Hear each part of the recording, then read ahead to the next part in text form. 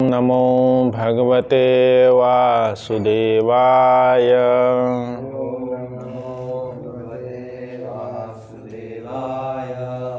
ओम नमो भगवते वासुदेवाय।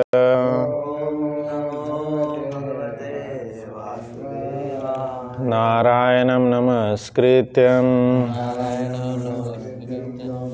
नरं चैव नरोत्तमं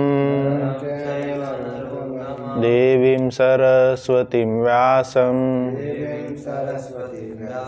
ततो जयमुदीरये। नष्टप्रायेषु अभद्रेषु नित्यं भागवत सेवया भगवती उत्तम श्लोके भक्तिर्भवति नैष्टिकी। कृष्णाय वासुदेवाय देवकीनन्दनाय च नन्दगोपकुमाराय गोविंदाय नमो नमः।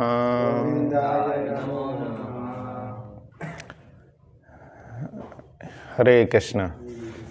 आप सभी का स्वागत है आज के प्रातःकालीन भागवतम सत्र में।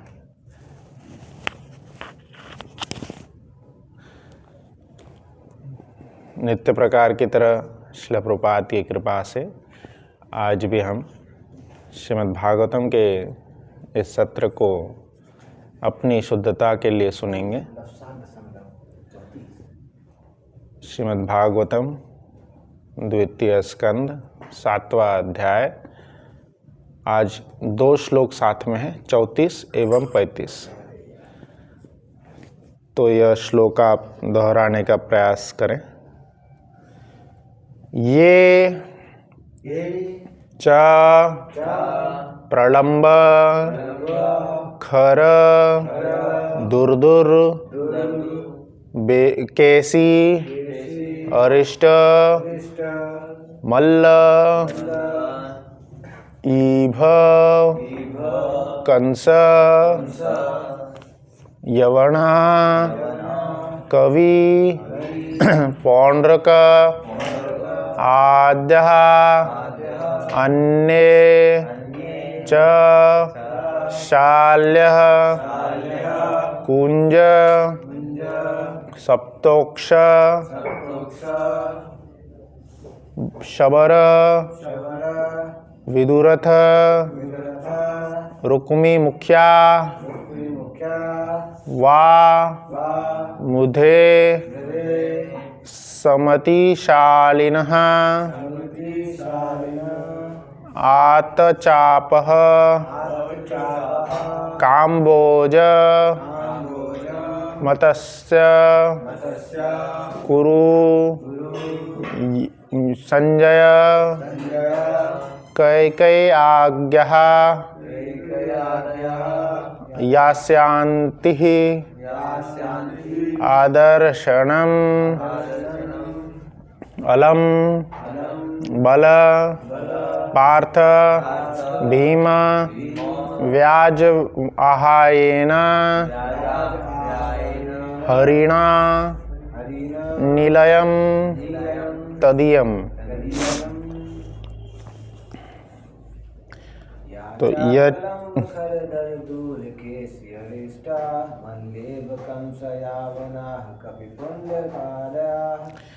ये च प्रलंब खर दुर्दुर केशी अरिष्ट। सब लोग श्लोक दोहराएं। ये च प्रलंब खर दुर्दुर केश अरिष्ट।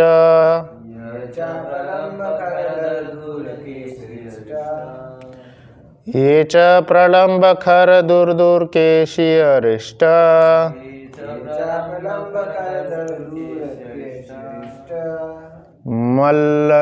मल्लैभ कंस यवनः कपि पौंड्रुक आद्यः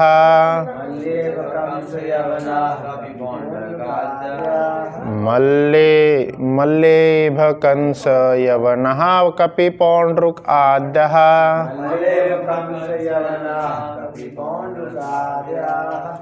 अन्ये च शल्वकुञ्जबल्वल दन्तवक्रः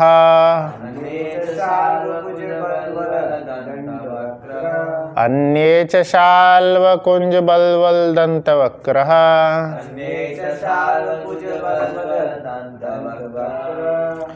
सप्तोक्षशंबर विदुरथ रुक्मी मुख्यः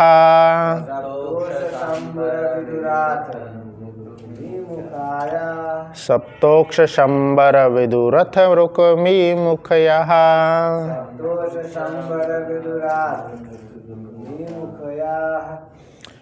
ये वामृथे समिति शालीनः आतचापः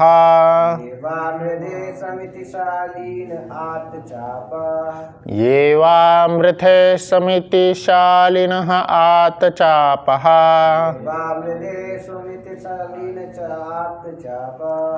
काम्बोजमतस्य कुरुः संजय के कैकेय्याद्यः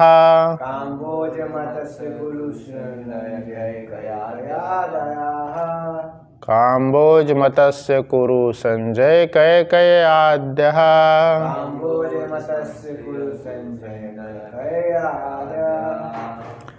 यास्यन्ति अदर्शनम् अलम् बल पार्थ भीम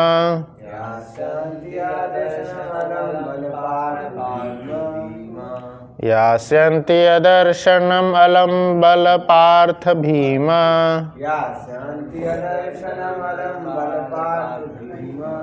व्याज आहयेन हरिणानिलयं तदीयम्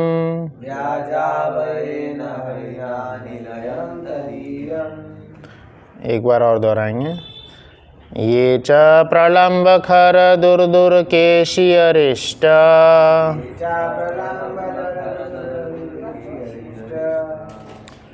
मल्लइभ कंस यवना कपि पौंड्रुकाद्यः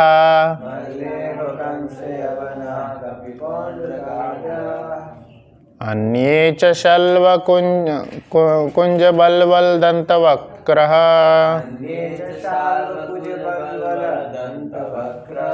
सप्तोक्षशंबर विदुरथ रुक्मी मुख्यः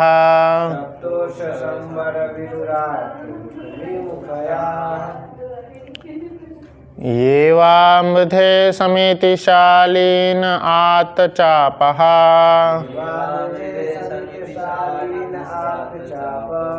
काम्बोजमतस्य कुरु संजय कैकेय्याद्यः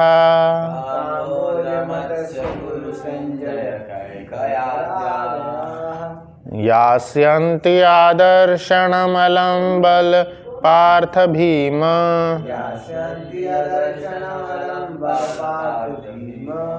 व्याज आहयेन हरिणानिलयं तदीयम्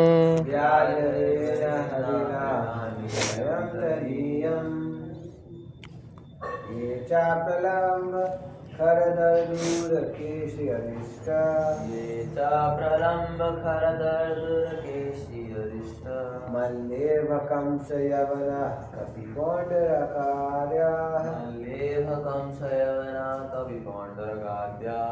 अन्ये च शाल्वकुञ्जबल्वल दन्तवक्र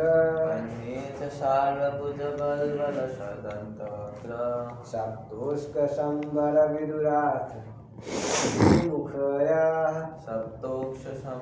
विदुराथ रुक्मी मुख्या ये वामृधे शालीन आतचापा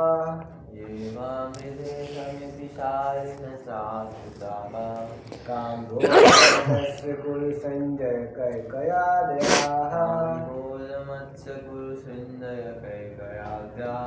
यास्यन्ति अदर्शनम् अलम् बल पार्थ भीम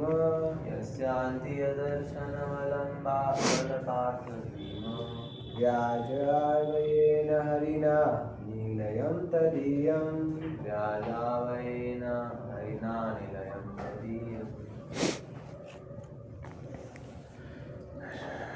शब्दार्थ अनुवाद एवं तात्पर्य। श्रील ऐसी भक्तिवेदांत स्वामी श्रील प्रभुपाद के द्वारा। श्रील प्रभुपाद की जय। शब्दार्थ ये सब च पूर्णतः प्रलंब नामक असुर खर धेनुकासुर दरदुर बकासुर केशी नामक असुर अरिष्टासुर मल्ल कंस के दरबार का पहलवान इभ कुवल्यापीड़ कंस मथुरा का राजा तथा भगवान श्री कृष्ण का मामा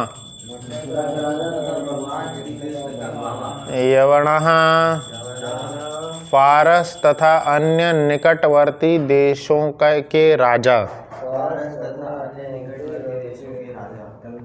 कपि द्विविध पौंड्रक इत्यादि अन्य च भी शाल्व राजा शाल्व कुज नरकासुर बलवल राजा बलवल दंतवक्र मृत शिशुपाल का भाई भगवान श्री कृष्ण का प्रतिद्वंदी सप्तोक्ष राजा सप्तोक्ष शंबर राजा शंबर विदुरथ राजा विदुरथ रुक्मी मुख्यः भगवान श्री कृष्ण की प्रथम रानी रुक्मिणी का भाई ये सब वा अथवा मृथे युद्ध भूमि में समितिशालिनः सभी अत्यंत शक्तिमान आतचापः धनुष बाण से भली भांति सुसज्जित काम्बोज का राजा मत्स्य दुर्भग का राजा कुरु धृतराष्ट्र के पुत्र संजय राजा संजय कैकयाद्यः कैकय मिलन अलम क्या कहें बस बलदेव भगवान श्री कृष्ण के अग्रज पार्थ अर्जुन भीम पांडवों के में दूसरे व्याज आहयेन छद्य नामों से हरिणा भगवान श्री हरि के द्वारा नीलयम धाम तदीयम उनका। अनुवाद।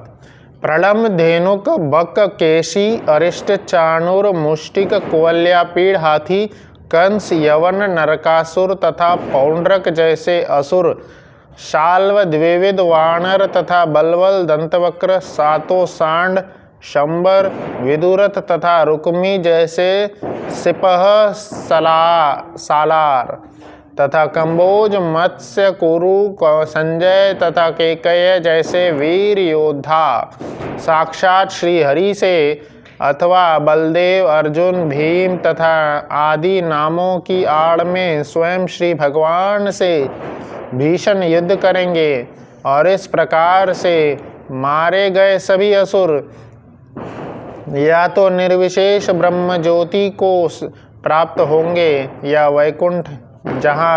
वैकुंठ ग्रहों में स्थित श्री भगवान के धाम को प्राप्त होंगे। तात्पर्य। भौतिक तथा आध्यात्मिक जगत दोनों में जितने ही अवतार होते हैं वे भगवान श्री कृष्ण के विभिन्न शक्तियों के प्रदर्शन हैं। बलदेव तो श्री भगवान के निकटतम स्वांश विस्तार हैं तथा अर्जुन, भीम इत्यादि उनके निजी पार्षद हैं। जब श्री भगवान अपने समस्त पार्षदों तथा शक्तियों सहित प्रकट होंगे और जब वे प्रकट होते हैं तो इसी तरह प्रकट होते हैं, तो उपद्रवी व्यक्ति तथा प्रलंब जैसे असुर तथा आसुरी लोग या तो स्वयं श्री भगवान द्वारा या उनके पार्षदों द्वारा मारे जाएंगे। इन सब का स्पष्ट वर्णन 10वें स्कंद में किया जाएगा, किंतु हमें अच्छी तरह ज्ञात होना चाहिए कि उपर्युक्त सभी जीवात्मा या तो ब्रह्म ज्योति में मिल करके या श्री भगवान के धाम वैकुंठ धाम में प्रविष्ट होकर मोक्ष प्राप्त करेंगे। इसकी व्याख्या भीष्मदेव द्वारा पहले ही प्रथम स्कंद में की जा चुकी है। जिन व्यक्तियों ने कुरुक्षेत्र की युद्ध भूमि में या अन्यत्र श्री भगवान या बलदेव इत्यादि के साथ युद्ध किया है, वे मृत्यु के समय अपनी मानसिक अवस्था के अनुसार आध्यात्मिक पद प्राप्त करेंगे। जो ईश्वर को पहचान गए थे वे वैकुंठ में प्रविष्ट होंगे, और जिन्होंने ईश्वर को केवल परम शक्तिमान रूप में अनुभव किया है वे श्री भगवान की निराकार ब्रह्म ज्योति की आध्यात्मिक अस्तित्व में विलीन होकर मोक्ष प्राप्त करेंगे। लेकिन उनमें से सभी भौतिक संसार से मुक्त हो जाएंगे। जब श्री भगवान के साथ शत्रुता रखने का ऐसा लाभ मिलता है तो यह अनुमान लगाया जा सकता है कि जिन्होंने भक्तिपूर्वक श्री भगवान की सेवा की है उनकी स्थिति क्या होगी। जय श्री कृष्ण। नमो ओम ज्ञानतिमिरन्धस्य ज्ञानाञ्जनशलाकया चक्षुरुन्मिलितं येन तस्मै श्रीगुरुवे नमः। श्रीचैतन्यमनोभीष्टं स्थापितं येन भूतले स्वयं रूपः कदा मह्यं ददाति स्वपदान्तिकम्। वन्देऽहं श्रीगुरुं श्रीयुतापत्कलं श्रीगुरुन् वैष्णवांश्च श्रीरूपं साग्रजातं सहगणा ललिता श्रीविशाखान्वितां च। हे कृष्ण करुणा सिन्धु दीनबन्धु जगत्पते गोपेश गोपिका कान्त राधाकान्त नमोस्तुते तप्त काञ्चन गौरांगी श्रीराधे वृन्दावनेश्वरी विश्वानुसुते देवी प्रणमामि। हरिप्रिये नीलाचले वासाय नित्याय परमात्मने बलभद्र सुभद्राभ्यां जगन्नाथाय ते नमो नमः। जय श्री कृष्ण चैतन्य प्रभु नित्यानंद श्री अद्वैत गदाधर श्रीवासादि गौर भक्तवृंद। हरे कृष्ण कृष्ण कृष्ण हरे हरे, हरे राम राम राम हरे। नमो विष्णुपादाय कृष्ण विष्ठाय भूतले श्रीमते भक्तिवेदांत स्वामी के नाम नमस्ते सरस्वती देवी गौरवाणी प्रचारिणे निर्विशेष शून्यवादी पाश्चात्य देश तारे। नमो विष्णुपादाय कृष्ण विष्ठाय भूतले श्रीमते गोपाल कृष्ण गोस्वामी के नाम प्रपाद ससायत प्रकाश प्रचारण के त्वं साधु भगवत प्रदायते नमः। वाञ्छा कल्पतरुश्च कृपा सिन्धुभ्यो पतितानां पावनेभ्यो वैष्णवेभ्यो। हरे कृष्णा। तो आप सभी का आज के भागवतम सत्र में स्वागत है। यहाँ पर यह दिव्य श्लोक भगवान से जितने भी असुर युद्ध में लड़े उन सभी का इस श्लोक में वर्णन किया गया है। तो बहुत ही दिव्य श्लोक है ये। पिछले श्लोक में एक असुर पौंड्रक वर्णन किया गया था। जब पिछले श्लोक हम पढ़ेंगे 33वां श्लोक। जब श्री भगवान वृंदावन वासियों की पत्नियों में अपनी मधुर तथा मुरली गीतों द्वारा कामोत्तेजना जागृत करते हुए वृंदावन में रासलीला में मग्न थे, तब कुबेर के एक धनी अनुचर शंखचूड़ नामक राक्षस द्वारा गोपियों का हरण किए जाने पर श्री भगवान ने उसका सिर धड़ से अलग कर दिया। तो पिछले श्लोक में एक असुर, कौन, शंखचूड़ नामक असुर का वर्णन किया गया था। जय श्री श्री जगन्नाथ बलदेव सुभद्रा महारानी की जय। श्रील प्रभुपाद की जय। श्री श्री राधा मदन मोहन गौर निताय लक्ष्मी नरसिंह की जय। श्रील प्रभुपाद की जय। तो पिछले श्लोक में जो रासलीला में असुर आके गोपियों को हरण किए थे, शंखचूड़ नामक असुर, उनका वर्णन किया गया था। आज के इस श्लोक में बचे हुए जितने भी असुर भगवान की लीला में आए, उन सभी का वर्णन किया गया है। भागवतम जैसे अमल पुराण में इन असुरों का नाम आना, जो कि ईर्ष्या वैर रखते थे स्वयं परम भगवान श्री कृष्ण के प्रति। बाकियों के तो ठीक है, भगवान कृष्ण के प्रति भी ईर्ष्या वैर रखते थे, उनका नाम भी भागवतम में आया है। यही दर्शाता है कि कृष्ण कितने महान है, कितने प्रिय है हमारे कृष्ण। भागवतम में इनका आना यह दर्शा रहा है कि इनका नाम आना यह दर्शा रहा है कि कृष्ण से जो भी संबंध रखते हैं, जिस भी रस में संबंध रखते हैं, चाहे वो प्रियतम बन के संबंध रख रहे हैं या दुश्मन बन के संबंध रख रहे हैं या ईर्ष्यालु बन के संबंध रख रहे हैं, किसी भी रिश्ते में अगर आपका संबंध कृष्ण भगवान से है तो आपका नाम जो है, यश जो है, कई जन्मों तक भक्त लोग उसका कीर्तन करते हैं। यही अर्थ है इन असुरों का भागवतम जैसे अमल पुराण में नाम आना।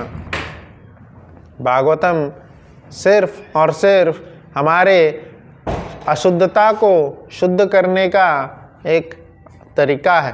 भागवतम स्वयं कृष्ण है। यह जो प्रथम और द्वितीय स्कंध है, इसका जो कंपैरिजन किया गया है, भगवान के दिव्य चरण कमल से कंपैरिजन किया गया है, और इसमें आगे होने वाली घटनाओं का अभी इस श्लोक में जो है बोला जा रहा है कि आगे ऐसी ऐसी घटना होंगी। अंत में भी श्लोक के आखिरी के लाइन में बोले हैं, श्री भगवान के धाम को प्राप्त करेंगे। तो यह सब सीधा वर्णन किया जा रहा है। ये सारे असुर प्रकट होंगे और ये सारे असुर भगवान से ईर्ष्या करेंगे, दुश्मनी निभाएंगे, और भगवान के द्वारा ही या भगवान के भक्तों के द्वारा मारे जाने पर किसी न तो किसी धाम में प्राप्त होंगे, या तो वैकुंठ धाम में, या तो मोक्ष प्राप्त करेंगे, या तो ब्रह्म ज्योति को प्राप्त करेंगे, पर ये जन्म मृत्यु के संसार से वह निकल जाएंगे। तो सीधा श्रील प्रभुपाद जी तात्पर्य के अंत में बहुत इंपॉर्टेंट लाइन बोले हैं, जो कि हम सभी के समझने योग्य है, कि जब भगवान से उल्टा संबंध रखने से, ईर्ष्या दुश्मनी करने से भी इतना सुंदर भगवान का धाम प्राप्त हो जाता है, तो फिर हमें, जो कि हम सुबह से शाम तक भगवान के कीर्तन में, भगवान के गुणानुवाद में, भगवान के रसास्वादन में, भगवान का प्रसाद ले रहे हैं, भगवान का हरिनाम कर रहे हैं, तो हमारा सद्गति क्यों नहीं होगा। यह बहुत सुंदर यहाँ पे कटाक्ष के द्वारा समझा जाना यह चाहिए। तो यहाँ पे हम जो समय बचा है, इसमें सब असुरों के बारे में कैसे भगवान ने उनका उद्धार किए, और यहाँ पे 3 प्रकार के असुर का वर्णन किया गया है, उनके बारे में हम समझेंगे। तो एक एक करके हम समझते हैं। तो यहाँ पे प्रलंबासुर पहला वर्णन आ रहा है, प्रलंब नामक असुर का।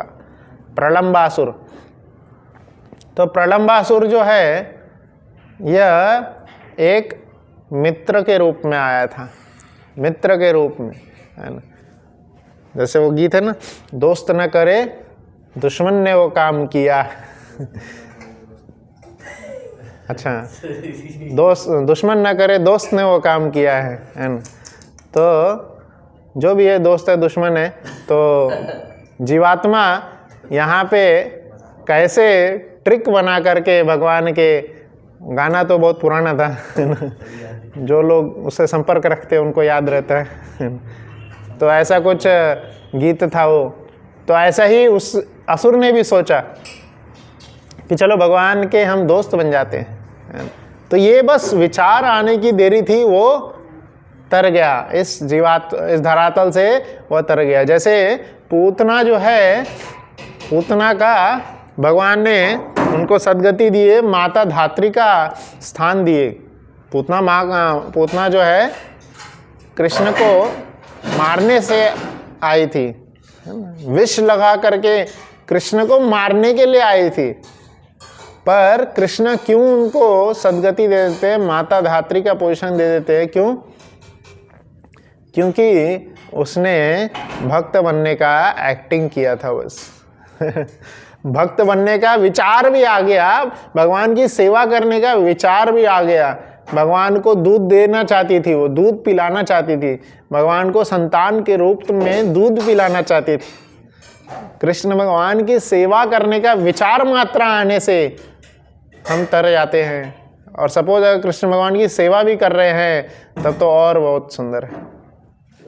तो भगवान की जब हम सेवा करते हैं तो किसी भी रूप में सेवा कर रहे हैं, आर्थिक रूप में या तन से या मन से या बुद्धि से या स्वयं विचार कर रहे हैं बस, और कुछ नहीं, सिर्फ विचार मैंने कर लिया कि मुझे सेवा करनी है और कर भी दिए, तब तो बहुत ही सुंदर। तो कृष्ण उसको याद रखते हैं। और कृष्ण जीवात्मा जैसे, यहाँ के तुच्छ जीवात्मा जैसे कृतज्ञ नहीं है, हर किए गए सेवा का उचित अनुदान करते हैं भगवान। तो यहाँ पे प्रलंब ने क्या सोचा, मैं मित्र के रूप में आता हूँ। और कृष्ण के पक्ष, उस समय जब वो आया था तो सभी गोपगण, गोप का रूप ले लिया उसने। असुर लोग अपना शरीर बदल लेते हैं, है ना, वक्त के अनुसार। तो उस समय गोप सखागण क्या कर रहे थे, लपन छुपन खेल रहे थे, जो हम लोग खेलते हैं, छुप जाना इधर उधर, है ना। तो इस प्रकार से खेल रहे थे और कोई गेम खेल रहे थे। और उसमें फिर क्या होता है, वो दो टीम बनाई हुई थी उन्होंने, एक कृष्ण की टीम थी, एक बलराम जी की टीम थी।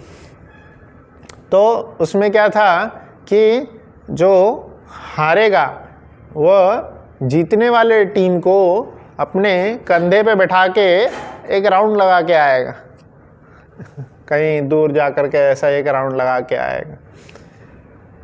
तो हारने वाला जीतने वाले को सिर पे बैठा के लेके जाएगा। तो प्रलंब जो है कृष्ण के टीम से हो गए थे, कृष्ण के टीम में थे। कृष्ण के टीम में सभी गोप सखाओं के रूप में आ गए थे। वो आए, गोप सखागण से पूछे हमें भी खेलना है, मुझे भी खेलना है, जैसे बच्चे लोग बोलते हैं। तो उन्होंने बोला ठीक है खेलो। तो कृष्ण बलराम तो सब जानते हैं कौन आया है ये, कौन है ये आगे का क्या है, सब जानते हैं कृष्ण। तो कृष्ण ने बलराम को ऐसे इशारा कर दिया, बलराम भी समझ गए। तो कृष्ण की टीम से ये हो गए, कृष्ण की टीम जो है आगे गेम में हार जाती है, अब बलराम की टीम जीत जाती है। तो अब बलराम, सब जितने भी कृष्ण की टीम में थे सभी ने बलराम की टीम में जो लोग थे एक एक को कंधे पे उठा लिए और चल दिए अपना पनिशमेंट लेने के लिए, इधर उधर घूमने लगे, खेलने लगे। अब आई प्रलंब की बारी। प्रलंब जो गोप बन के था उसने बलराम को चुना। उसने क्या सोचा कि अभी तक जितने भी असुर आए थे कृष्ण को मारे थे, मैं पहले बलराम को मारता हूँ फिर कृष्ण को मारूंगा ऐसा उसने ऐसा सोचा कि अगर शायद कृष्ण को मारते होंगे तो बलराम पीछे से उनको मार देता होगा। कृष्ण तो वध नहीं कर सकता, इतना प्यारा सा है कृष्ण, किसी का वध नहीं कर सकते, कृष्ण नहीं मार सकते किसी को। कृष्ण को मारने आते होंगे ये लोग और बलराम पीछे से आके उनको मार देता होगा, ऐसा ये सोचा। तो पहले मैं बलराम को मारता हूँ फिर कृष्ण को देख लूँगा, ये तो छोटा सा प्यारा सा बालक है। तो कृष्ण की मधुरता देख करके असुरगण भी कृष्ण पे मोहित हो जाते थे। तो इस तरह से वो बलराम को लेकर, बलराम को कंधे पे बैठा लिया और लेकर के दूर जाने लगा। अब जो पनिशमेंट मिली थी उसमें कैसा था कि बस यहीं पास में घूमना था और ये बलराम प्रलंब जो है, प्रलंबासुर जो है बलराम को लेकर के दूर जाने लगा, एकदम दूर दूर दूर और ही दूर जाने लगा। तब बलराम बोला कि बलराम जी दाऊ भैया जो बोलते हैं कि नहीं नहीं यहीं तक घूमना था, ज़्यादा दूर नहीं जाना था तो प्रलंब बोलते हैं नहीं नहीं हम दूर जाएंगे। और धीरे धीरे प्रलंब जो है वो अपना असली विराट रूप ले लिया। तब सभी ग्वाल बाल डर गए और कृष्ण वहीं पे खड़े थे। तो फिर भी उनको ज़्यादा डर तो लगा बट उनको ज़्यादा भय नहीं हुआ। क्यों? क्योंकि कृष्ण बलराम स्वयं खड़े थे, फिर क्या ही चिंता है। तो प्रलंबासुर जब बलराम जी है ना, बलराम जी को उन्हें उठाने का प्रयास किए। बलराम जी कौन है? जो अनंत शेष के रूप में सारे ब्रह्मांड को उठाए हुए हैं। ब्रह्मांड का वजन जो है अनंत शेष को एक रुई के दाने, रुई के जैसा लगता है, रुई है ना, या जो गेहूं या सरसों के दाना, एक छोटा सा जो दाना होता है ना? तो इतने शक्तिशाली जो अनंत शेष हैं उनको प्रलंबासुर सोच रहा है मैं लेके जाऊंगा और मार दूंगा। फिर क्या होता है, प्रलंबासुर इतने जब वजन लेके जा रहे थे, धीरे धीरे क्या होने लगा, वजन बढ़ गया है ना। बलराम जी भी अपना असली रूप दिखाने लगे है ना। असली रूप दिखाते तो ये पागल हो जाता, छोटा सा रूप दिखाए तो प्रलंबासुर जो है वो वजन को झेल ही नहीं पाया। और जब बहुत समय आ गया, जब इसका पूरी शक्तिहीन हो गई, तब बलराम जी क्या करते हैं, एक हथौड़ा के रूप में अपना हाथ उसके सिर पे दे मारते हैं और वहीं पे वो उसका वध हो गया। एक ऐसा पंच मारने से ही उसका वध हो गया। फिर अगला वर्णन है धेनुकासुर। यह धेनुकासुर भी ऐसा कहा जाता है, जो प्रहलाद महाराज हैं उनके वंशज में आते हैं। तो प्रहलाद महाराज को भगवान ने क्या वरदान दिए थे कि मैं आपके वंश में किसी को भी, आपके सारे वंश जो है तर गए, 21 है ना, 21 वंश जो है आपके तर गए। तो उनके ही किसी वंश में ये धेनुकासुर आते हैं। तो ऐसा वरदान दिए थे कि मैं नहीं मारूंगा उनको। तो वो अकेले थोड़ी है, बलराम जी हैं। तो धेनुकासुर क्या है, गधे के रूप में आ रहता था और एक पूरा वन था, बहुत बड़ा सुंदर वन था। उस वन में बहुत अच्छे अच्छे पेड़ फल उगते थे। उन सभी फलों को बर्बाद करके या खाने नहीं देता, उन सभी फल को खाने, सुगंध बहुत अच्छी आती थी फल की। तो फल की सुगंध से आकर्षित होकर के सभी जीवात्मा उस वन में आते थे, जैसे पशु पक्षी, बाकी गोप सखागण, मनुष्य, सब लोग आते थे। और सबको ये धेनुकासुर जो है मार देता था, खा जाता था। तो उसके भय से अब कोई नहीं आने लगा, एक इवन पक्षी तक कोई नहीं आता था वन में। और इस प्रकार से धेनुकासुर और उसके साथीगण, बहुत सारे साथी थे उसके, सबने पूरे वन पर कब्जा कर लिए थे, कोई नहीं उस एरिया में जाता था। और कृष्ण और गोप सखागण एक बार प्लान बनाते हैं, कृष्ण की इच्छा से गोप सखागण नहीं बोलते हैं कि हे कृष्ण, हमने सुना है यहाँ पे पास ही में बहुत सुंदर वन है, वहाँ पे बहुत सुंदर सुंदर फल उगते हैं, तो चलो आज हम उन फलों का आस्वादन करेंगे। कृष्ण बोले चलो। तो सब कुछ कृष्ण की इच्छा से होता है, कृष्ण की इच्छा से ही गोप सखागण ऐसा बोले थे, है ना। और कृष्ण की इच्छा से ही सब लोग वहाँ पे जाते हैं। और वहाँ पे जैसे ही सभी फलों का आस्वादन करने लगे, फल तोड़ने लगे, खाने लगे, और फिर क्या होता है, धेनुकासुर आ जाता है। धेनुकासुर और उसके सभी साथीगण आ जाते हैं। और धेनुकासुर किस रूप में आया था, गधे के रूप में। और गधे के रूप में जब धेनुकासुर आया तो गधा कैसे करता है, पीछे के पैरों से वार करता है। तो धेनुकासुर जो है गधे के रूप में आया और पीछे पलटा और अपने पैर से कृष्ण को मारना चाह रहा था। कृष्ण को कौन मार सकता है, तो कृष्ण साइड से हट जाते हैं, है ना, ऐसे ही चकमा दे के हट जाते हैं। तो जैसे इसका वर्णन, इसका कंपैरिजन इसमें से किया गया था, जैसे कालिया नाग से कृष्ण नदी में खेल रहे थे। कालिया नाग जो है कृष्ण को ऐसे पकड़ रहा था, कृष्ण इधर से इधर भाग जाते थे, इधर पकड़ रहा था, इधर भाग जाते थे। वैसे ही धेनुकासुर एक तो पीछे घूम के लात मार रहा, सीधा देख भी नहीं रहा कहाँ है। पीछे घूम करके कृष्ण के ऐसे ही निकल जाते इधर उधर। थोड़ा देर खेलने के बाद में फिर कृष्ण बलराम जी को बोले कि इशारे में कह दिए कि भाई ये तुम्हारा कोटा है, मेरा नहीं है। मैं इसको नहीं मार सकता, है ना। तो फिर बलराम जी आगे आते हैं और बलराम जी के साथ, बलराम जी उसके पिछले पैर को पकड़ते हैं एक ही बार में पैर पकड़ करके, जैसे हम कोई चीज़ ऐसे पकड़ के ऐसे फेंक देते हैं ना, तो ऐसे ही बलराम जी पैर पकड़ के गोल गोल गोल गोल गोल गोल घुमा के फेंक दिए उसको। और वो हर जगह कहाँ पे फेंके थे, वन में थे दोनों, सब लोग वन में गेम खेल रहे थे।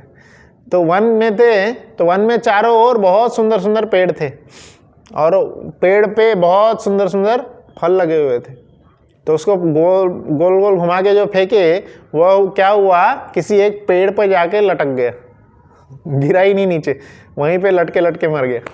और उसके फिर बाकी सभी असुर साथीगण आ गए, सबको कृष्ण बलराम ने उठा उठा के फेंक दिए इधर उधर। अब जब ऊपर फेंक दिए थे तब 3 चीज़ हुआ, बहुत सुंदर सा 3 चीज़ हुआ। पहला वह, क्योंकि अब असुरगण थे, तो असुरगण, कोई भी जीवात्मा मरेगा तो क्या होगा, खून गिरेगा, है ना। तो खून, और वो जो खून, एक तो असुरगण सब ऊपर पेड़ों पे लटक गए थे, है ना, ये पहला वो चीज़ हुआ था। और दूसरा, अब पेड़ पे लटकने के कारण क्या हो गया था, पेड़ पे जो कई सारे फल थे वो धड़ धड़ धड़ धड़ नीचे गिर रहे थे। इतना बड़ा असुर, इतना बड़ा गधा जो है, अगर पेड़ पे लटका देंगे जोर से मार के, कई सारे फल गिरने लग गए थे। और तीसरा क्या हुआ, फल तो पके हुए थे ना, तो फल पके हुए थे तो क्या हो रहा था, फल फट करके गिर रहा था और उसके रस भी गिर रहे थे। कई कई फल इधर फट करके गिर रहा था और उसका रस इधर गिर रहा था, और ऊपर से जो असुरगण थे उनका खून भी गिर रहा था। और दोनों मिलकर के, दोनों का जो रस मिल गया, खून और फल का रस, इतना ज़्यादा सुंदर लग रहा था। ऐसा वर्णन आता है कि वह दृश्य ऐसा लग रहा था कि रेनबो निकल गया है। तो ऐसा वहाँ पे वर्णन है। तो इस प्रकार से धेनुकासुर का वध हुआ। फिर बकासुर के रूप में आए थे। बकासुर, है ना। बक कौन है, एक जो क्रेन है, क्रेन हम बोल सकते हैं, पक्षी, है ना, पक्षी, तो उसके रूप में असुर आए थे। वह भी बहुत सुंदर वर्णन है, कैसे कृष्ण को आकर के ऐसे पूरा अपना, उसका बहुत बड़ा चोंच था, वो अपने पूरे चोंच में, अपने मुंह में जो है, पूरे कृष्ण को ऐसे ले लिए थे। और सब लोग हैरान हो गए थे, इवन देवतागण बक से डरते थे, बकासुर से, और वो भी हैरान हो गए थे। वो छुप करके देख रहे थे, वो भी हैरान हो गए, कृष्णा इसके मुंह में चले गए। तो कृष्णा 2 असुर के मुंह में गए थे और उस ऐसा लीला किए थे कि अब सब खत्म हो गए। सभी जो कौन डर गए थे। कौन कौन से असुर थे, ये एक बकासुर और दूसरा अघासुर थे। तो बकासुर के मुख में चले गए, पर फिर क्या करते हैं, बस वो क्षण मात्र के लिए था, और क्षण मात्र में ही भगवान जो है सभी भक्तों का टेस्टिंग कर लेते हैं। तो जो भगवान से प्रेम करते हैं उनको तो विश्वास था कि भगवान तो कुछ नहीं होगा, इसका जो होना हो जाएगा। पर देवतागण डर गए, देवतागण बहुत ज़्यादा डर गए, और क्या वो भगवान से प्रार्थना करने लगे, क्या होगा क्या होगा, और ज़्यादा अपना अपना जो है, जो कमज़ोर थे, जो शक्तिवान देवतागण थे, उनके पीछे छिप गए। अब क्या होगा, अब तो हम गए, ऐसा सब विचार उनके मन में आने लगा। फिर उसी समय कृष्ण बक का जो मुंह था, चोंच था, उसका ऐसे फाड़ करके निकलते हैं और उसका पूरा जो मुंह है पूरा फाड़ देते, इतना मतलब पूरा आधा कर दिए उसका। तो इस तरह से बकासुर का वध हुआ। फिर केशी नामक राक्षस आता है, केशी घोड़े के रूप में आता है। घोड़ा के रूप में जब केशी नामक राक्षस आया तो उसको तो ऐसा वर्णन है कि कृष्ण उसके मुख में हाथ डाले थे, और जो हाथ भगवान के भक्तों को एकदम माखन जैसा स्वीट और मधुर लगता है, एकदम प्यारा लगता है, जिस पे वेणु बजाते हैं, इतना प्यारा हाथ, वही केशी के मुख में जब डाले थे तब उसको लोहे के रॉड जैसा लगा, जो कि एकदम उबलता हुआ है, इतना गरम खौलता हुआ लोहे का रॉड। तो क्या जल गया, मर गया। अगला है अरिष्टासुर। अरिष्टासुर ये बैल के रूप में आए थे। चाणूर, मुष्टिक, कुवल्यापीड़, अभी यहाँ तक जो है अरिष्टासुर तक वृंदावन के लिए असुरों का वर्णन हुआ। फिर चले गए कृष्णा मथुरा में। 11 साल वृंदावन में रहने के बाद मथुरा में जब गए, अक्रूर जी उनको लेके जा रहे थे, तब अक्रूर जी के साथ में जाकर के अक्रूर जी को आगे भेज दिए थे। कृष्ण अपने गोप सखा के साथ में खेलते खेलते मथुरा के सड़कों पे चलते हुए जा रहे थे। तो जब मथुरा के सड़कों पे चलते हुए जा रहे थे तो पहले ही जो कंस का जो क्षेत्र था जहाँ पे वो युद्ध खेला जाना था, वहाँ पे कौन आया था कृष्ण को रोकने? कुवल्यापीड़ आया था। कंस का यही प्लान था, उसी को उसी प्लान के अनुसार ही छोड़ा गया था कि कंस भी कुवलयापीड़ से लड़ नहीं पाया था। कुवलयापीड़ एक ऐसा हाथी था जो बहुत ही ज़्यादा शक्तिशाली था, बहुत बहुत ज़्यादा शक्तिशाली। ऐसा वर्णन आता है कि लाखों लाखों दैत्य असुर हाथी इन सब का बल कुवलयापीड़ अकेला रखता था। बहुत बड़ा, बहुत शक्तिशाली हाथी था वो। तो यह हाथी जो है, कंस ने हाथी के साथ जाके दोस्ती कर ली थी। कंस क्या किया था, कई सारे असुरों को जिसको मार सकता था, जिसको दमन कर सकता था, उसको दमन करके अपने कंट्रोल में रखा था, और जिसको नहीं मार सकता था उसके साथ संधि कर लिया था, दोस्ती कर लिया था। इस प्रकार से कंस जो है सभी को अपने कंट्रोल में रख करके वहाँ पे उनको पूरे वहाँ पे भक्तजनों को परेशान कर रहा था। तो यही प्लान था कि जब कृष्ण वो कुश्ती के अखाड़े में आएंगे, एंट्री गेट पे ही उनका जो है मुकाबला कुवलयापीड़ से होगा, और उनके प्लान के हिसाब से कुवलयापीड़ मार देगा उनको पर कृष्ण का प्लान तो अलग ही होता है। तो कुवलयापीड़ आता है, और कुवलयापीड़ एक तो बहुत शक्तिशाली हाथी, और ऊपर से उनको क्या कर दिया गया था, शराब पिला दिया गया था, मदमस्त कर दिया गया था। फिर एकदम बिना कुछ सोचे कुवलयापीड़ सब जगह तबाही मचाते हुए आ रहा था। और कृष्ण, जैसे कुवलयापीड़ हाथी है तो उसके दो ऐसे दांत होते हैं, तो ऐसे दोनों दांत घुसाते हुए आ रहा था। कृष्ण उसके बीच में घुस गए वही सारे असुर के साथ में जैसे करते हैं, थोड़ी देर उसके साथ खेले, टाइम पास किए, और कभी इधर जा रहा हाथी, कभी हाथी तो इतना बड़ा है उसको घूमने में समय लगेगा कृष्ण तो ये इसके नीचे से निकल गए, ऊपर से चले गए, तो थोड़ी देर खेले उसके साथ में, और उसके बाद में उसके ही दांत को पकड़ करके ऐसा गोल घुमा के ऐसे ऊपर फेंक दिए कि यद गत्वा न निवर्तन्ते। इतना बड़ा हाथी, इतना मजबूत हाथी ऊपर चला गया तो चला ही गया, फिर उसका शरीर गिरा और वो आत्मा ऊपर के ऊपर ही निकल ली, नीचे आने का कष्ट भी नहीं लिया। तो इस प्रकार से फिर जो दो दांत बचा था, दांत पकड़ के फेंके थे ना, तो दांत उन्होंने खींच लिए थे, बाकी शरीर जाने दिए थे। तो एक एक दांत जो है कृष्ण बलराम ले लेते हैं, और गिफ्ट के रूप में सोचे कंस मामा को देंगे, कुछ लाए तो नहीं थे, तो यही दांत ही दे देंगे। हाथी का दांत बहुत कीमती होता है ना, पहले तो हाथी के दांत की तस्करी होती थी तो हाथी का दांत बहुत कीमती होता है। तो ये गिफ्ट देने के लिए कंस के अखाड़े में आ गए, और कंस वो देख करके बहुत ज़्यादा हैरान हो गया कि इतने सारे असुर को मार के आ गए। फिर बोले मल्ल युद्ध करेंगे। तो कौन आते हैं, यही चाणूर मुष्टिक आते हैं।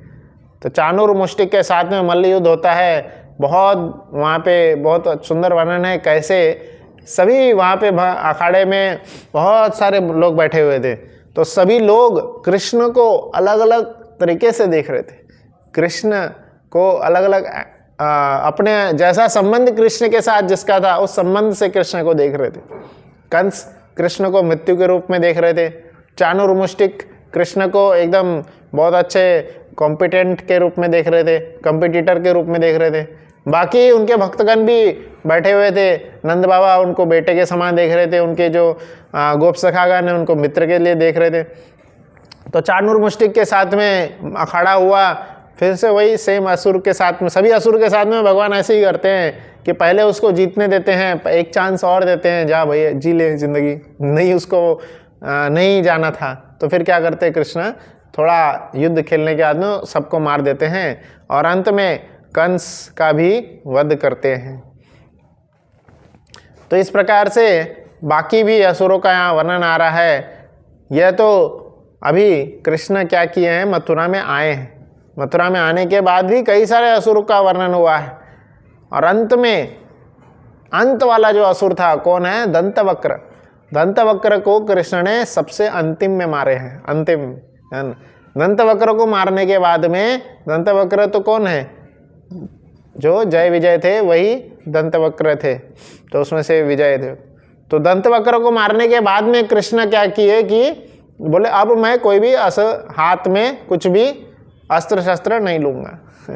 तो उसके बाद में जैसे जो महाभारत युद्ध होता है, या दूसरे और भी जो असुर आते हैं, उनको किसके थ्रू मारे, पांडवों के थ्रू।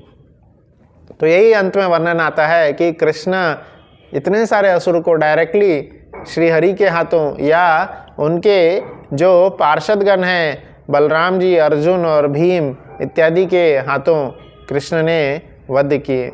और वध क्या करेंगे, इन सब यह सभी असुरगण क्या हुए, भगवान के दिव्य धाम को प्राप्त हुए। अब यहाँ पे चेतना का फर्क आएगा। जिस प्रकार से हमारा मंदिर का निर्माण हो रहा है, बहुत सहज एग्जाम्पल के साथ में इसको समझा के अंत करेंगे। आप जा कर के वर्कर वहाँ पे जो हैं, सीमेंट जो इत्यादि मिस्त्रीगण काम कर रहे हैं, तो उनसे हम पूछेंगे कि आप क्या बना रहे हैं, तो 3 प्रकार के आंसर आ सकते हैं। कोई मिस्त्री बोलेगा कि कुछ नहीं, बस ये मिट्टी को ऊपर डाल रहा हूँ, जो काम उसको बोला गया वो काम बताएगा, हाँ मैं ये काम कर रहा हूँ। तो वह क्या है, एकदम ही ज़्यादा एक तरह से तमोगुनी विचार, तो उसका कुछ नहीं होगा। जो काम करेगा उसका पेमेंट तो उसको मिल ही जाएगा। तो दूसरा एक प्रकार के व्यक्ति होंगे जो क्या है कि पूरा सीन जानते हैं, पूरा सीन जानते हैं कि हाँ ये सब चीज़ हो रहा है, यहाँ पे मैं अपना ये काम कर रहा हूँ, मिस्त्री है तो क्या काम कर रहा है पूरा, और वो जान रहा है कि मंदिर बना रहे हैं हम लोग, पर वो भाव नहीं रहेगा। काम करना है, बस काम करने की इच्छा से वह जान रहा है, तो उसको वो नॉलेज है कि मंदिर बना रहा है, बट वो भाव नहीं है, तो उसको उस हिसाब से सद्गति प्राप्त होगी, पुण्य जो है मिलेगा, है ना। और पुण्य मिलेगा, भक्ति नहीं, भक्ति अलग है, पुण्य अलग है, पुण्य मिलेगा।